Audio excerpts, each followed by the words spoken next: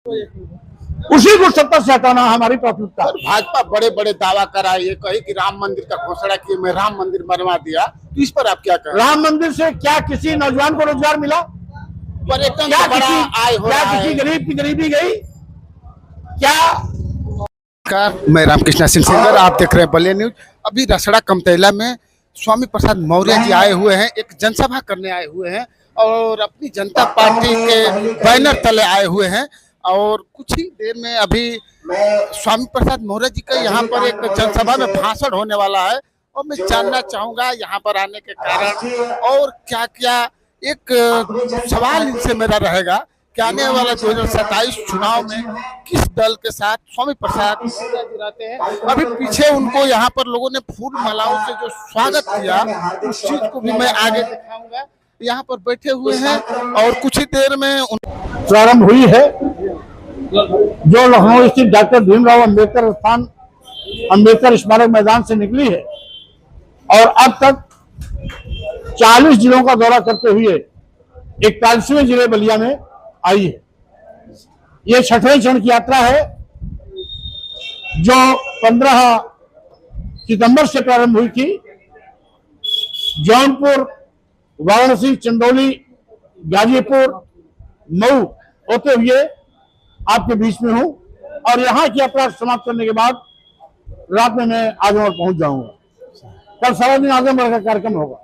इस यात्रा का मकसद है भारतीय जनता पार्टी सरकार अपने सभी वादों पर फेल हुई, सभी मुद्दों पर बुरी तरीके से पिट गई। सरकार की रणनीतियों से देश का करोड़ों करोड़ नौजवान बेरोजगार हो गया।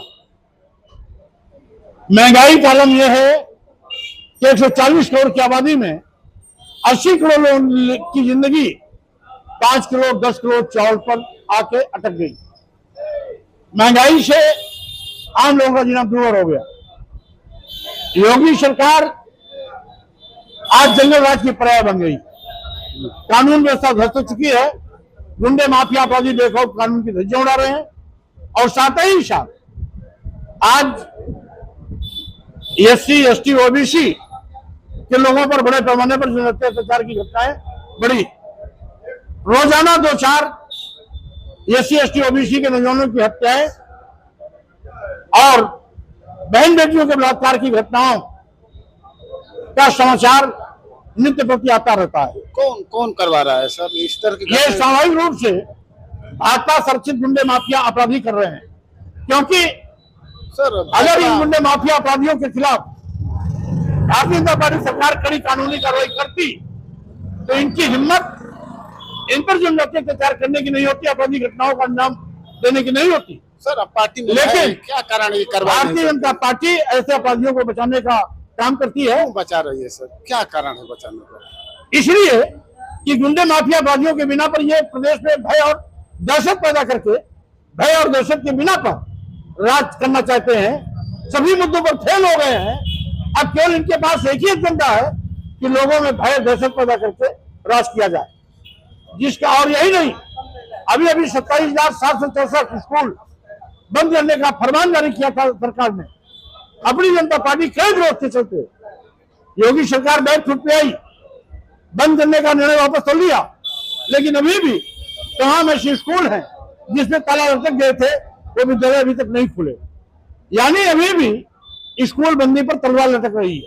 वहीं पर माननीय मोदी जी आज देश के नौजवानों के साथ धोखा कर रहे हैं।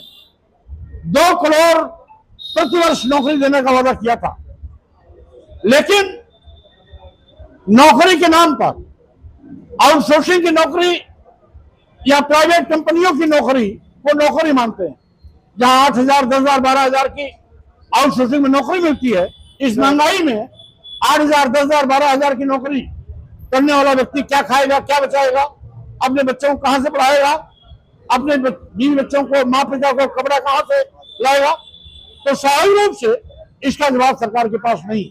यहीं पर दूसरी ओर मोदी सरकार देश बेच रही।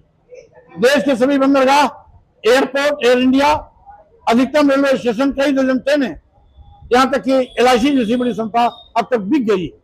अरबों खरबों की संपत्ति, कौड़ियों के भाव अपने चहेते उद्योगपतियों के हवाले कर दिया है। यानी भाजपा सरकार ईस्ट इंडिया कंपनी की तरह देश को लूटने में लगी है। लेकिन ईस्ट इंडिया कंपनी अपने देश के प्रति वफादार थी, भारत को लूटती थी, तो अब यहाँ का लूट का पैसा अपने देश इंग्लैंड में जाकर के जमा करती थी। लेकिन भाजपा सरकार देश को लूट करके अदानी और अंबानी का तिजोरी भर रहे हैं। इस देश के साथ धोखा हो रहा है और अपनी जनता पार्टी इनकी पोल खोलने के लिए संविधान सम्मान के नहीं इंकार यात्रा के माध्यम से पूरे प्रदेश में दौरे पर चल रही है।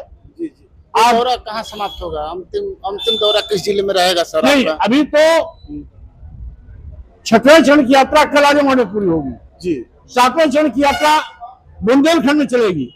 7 जिले हैं, 7 दिन का दौरा वहां पर लगेगा। और उसके बाद चूंकि पूरब के सभी जिले हमारे अब तक इस यात्रा में पूरे कर लिए गए हैं, अब हमारी यात्रा पश्चिम में जाएगी। बुंदेलखंड के बाद पश्चिम में जाएगी, आगरा मंडल से शुरू होगी। आगरा मंडल, अलीगढ़ मंडल, बरेली मंडल, मुरादाबाद मंडल, मेरठ मंडल और सहारनपुर मंडल, 6 मंडल बचे हुए हैं। यानी 18 मंडल में 12 मंडल पूरे हो गए, 6 मंडल बचे हैं, जिसको विभिन्न चरणों के माध्यम से उनको भी जल्दी पूरा करेंगे। 2000 अकेले लड़ेंगे, कैसे लड़ेंगे? पहली बात तो अपनी जनता पार्टी सभी 403 विधानसभाओं पर लड़ने की तैयारी कर रही है। लेकिन भाजपा को हटाने के लिए यदि किसी से हाथ भी मिलाना पड़ेगा तो समान विचारधारा के लोगों से सर लड़ाई हाथ मिलाने में कोई गुरेज नहीं हो। लड़ाई से जो सत्ता में है, जिस सत्ता ने पूरे देश प्रदेश को धोखा दिया है, उसी को सत्ता से हटाना हमारी प्राथमिकता है। भाजपा बड़े बड़े दावा करा, ये कही कि राम मंदिर का घोषणा की, मैं राम मंदिर बनवा दिया, तो इस पर आप क्या कहें? राम मंदिर से क्या किसी नौजवान को रोजगार मिला? पर्यटन क्या बड़ा आय हो क्या रहा किसी है? गरीब की गरीबी गई? क्या महंगाई खत्म हुई? क्या स्कूल बंद हुई, खुल गए? क्या गुंडा राज खत्म हो गया? तो स्वाभाविक रूप से मंदिर, मस्जिद, गुरुद्वारा, बौद्ध मठ, गिरजाघर, इससे नौजवानों को रोजगार नहीं मिलता है। ये धर्म का मामला है और सभी धर्म के लोग अपने अपने धर्म के प्रति वफादार होते हैं। इस पर बाधाही लूटने की कोशिश किसी को नहीं करनी चाहिए। सर एक मिनट, भारतीय जनता पार्टी में आज आप मंत्री पद रहते हुए भारतीय जनता पार्टी छोड़ दी सर, क्या कारण था? इसका मतलब है कि भारतीय जनता पार्टी ने जो वादा खिलाफी किया, जी, सबका साथ, सबका विकास, सबका विश्वास वादा करके वोट तो लिया, लेकिन सत्ता में आने के बाद अनुसूचित जात, अनुसूचित जात और पिछड़े वर्गों का आरक्षण पूरा का पूरा अजगर की तरह निकल गए। मंत्री पद से इस्तीफा देने का कारण ये था कि उत्तर प्रदेश के सभी मेडिकल कॉलेज, मेडिकल विश्वविद्यालय में बड़े पैमाने पर professor, reader, associate professor, assistant professor के पद रिक्त, बिना विज्ञापन निकाले एक लाइन का प्रस्ताव लाया। चूंकि अनुसूचित जात, अनुसूचित जनजाति और पिछड़े वर्ग के अभ्यर्थी उपलब्ध नहीं है, इसलिए सभी पदों को सामान्य ओर से भर दिया जाए। मैंने उस पर एतराज जताया, माननीय मुख्यमंत्री ने मेरे विरोध का साथ दिया, लेकिन अधिकारियों को डांट पिलाते हुए ये कह करके अब की बार गलती करिए, दोबारा ये गलती मत करना, उस प्रस्ताव को पास कर दिया। उसी दिन मैंने भाजपा सरकार छोड़ने का निर्णय लिया और यही कारण है कि मेरे सामने SC, ST, OBC का आरक्षण अजगर की तरह ये निकले। हम मंत्री बन के देखते रहे, एक हफ्ता ही नहीं हो सकता है जिसके विरोध स्वरूप मैंने इस्तीफा दिया था। महाराजा सुहेलदेव का सर वो विवादित बयान दिया सर, इसको लेकर के काफी पुतलाएं दहन की जा रही हैं। 11 लाख रुपए इनाम भी घोषित किया गया, इस पर क्या कहेंगे? हाँ, पहली बात तो चूंकि उनके द्वारा दिए गए बयान का हमें अभी तक संज्ञान नहीं है, इसलिए बिना जानकारी के मैं आधा अधूरा बयान नहीं देना चाहता।